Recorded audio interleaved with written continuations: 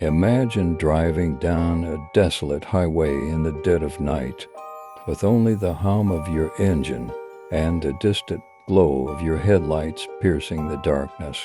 Now picture a hitchhiker who appears out of nowhere and a series of inexplicable, terrifying events that follow. This is the story of Jake, a seasoned truck driver whose routine haul takes a nightmarish turn on the infamous Highway 13. Stay with me as we journey into the unknown, where the line between reality and the supernatural blurs, and the past refuses to stay buried. Jake Patterson had been driving trucks for over 20 years, navigating America's highways with a sense of solitude that suited him. The open road was his escape from a past filled with pain and loss, a past he rarely spoke about. Tonight's haul was a straightforward one, delivering a load of electronics from Chicago to Denver. Jake preferred night drives. The roads were quieter, and he could make better time. He adjusted his cap, checked his mirrors, and pulled out of the truck stop.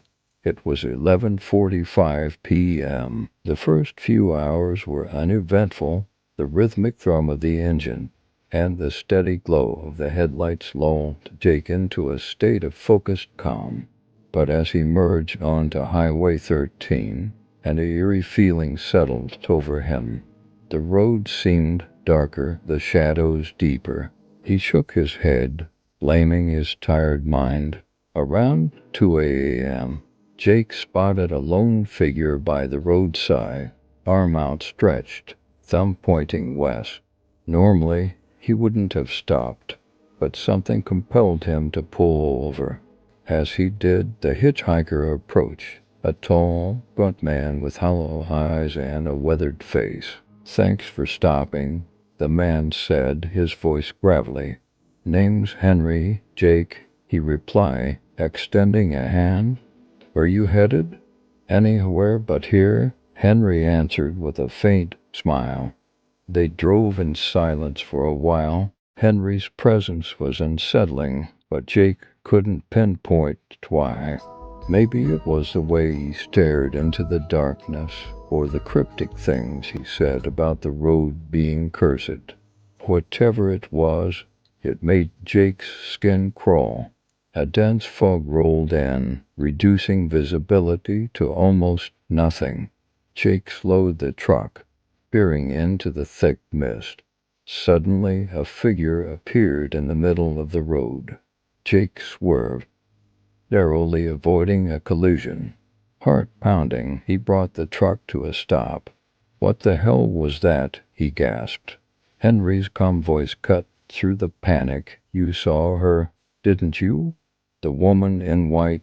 Jake had heard the stories, a ghostly figure haunting this stretch of Highway 13, the spirit of a woman who died in a car accident years ago. But he had never believed them. Until now, as they continued, the temperature inside the cab dropped. Jake's breath fogged up, and he could see his reflection in the frosted glass. The fog outside grew thicker, and shadows moved within it. Shapes, faint but unmistakable, flickered in the corner of his eye. "Do you believe in ghosts, Jake?" Henry asked, breaking the silence. "Not until tonight," Jake muttered, gripping the wheel tighter. "Could," Henry said, his voice eerily calm, "because they're very real." The fog seemed to come alive, wrapping around the truck like a shroud. Jake could hear whispers, faint and disjointed, echoing through the cab. He felt a chill run down his spine, and a cold sweat broke out on his forehead. The truck's engine sputtered and died, leaving them stranded in the middle of nowhere. The fog thickened, and the ghostly apparitions grew bolder, their wails piercing the silence. "We need to face them," Henry said urgently. "How?" Jake asked, his voice trembling. By acknowledging them, by confronting our own fears. With Henry's guidance, Jake stepped out of the truck. The cold air bit into his skin, and the fog swirled around him. The apparitions drew closer, their faces twisted in agony. "I'm sorry," Jake said, his voice strong despite his fear. "I'm sorry for what happened to you. I'm sorry for not seeing you, for not helping you. I wish I could have done more." The apparitions paused, their forms flickering. Then, one by one, they began to fade, their anguished cries turning into whispers on the wind. The fog lifted, revealing the first light of dawn. As the sun rose, the truck's engine roared back to life. Jake and Henry climbed back into the cab, exhausted but relieved. The road ahead was clear, and the haunting presence had vanished. "Thank you," Jake said to Henry. "I don't know what I would have done without you." Henry smiled, a genuine warmth in his eyes. "We all need a little help sometimes." They drove the rest of the way in silence, the bond between them strengthened by their shared ordeal. When they reached Denver, Henry bid Jake farewell, disappearing into the crowd. Jake watched him go, a sense of peace settling over him. He had faced his fears, confronted his ghosts, and come out the other side stronger. The road ahead was still long, but he was ready to face whatever lay ahead, knowing he wasn't alone. As Jake continued his journey, he couldn't help but feel a renewed sense of purpose.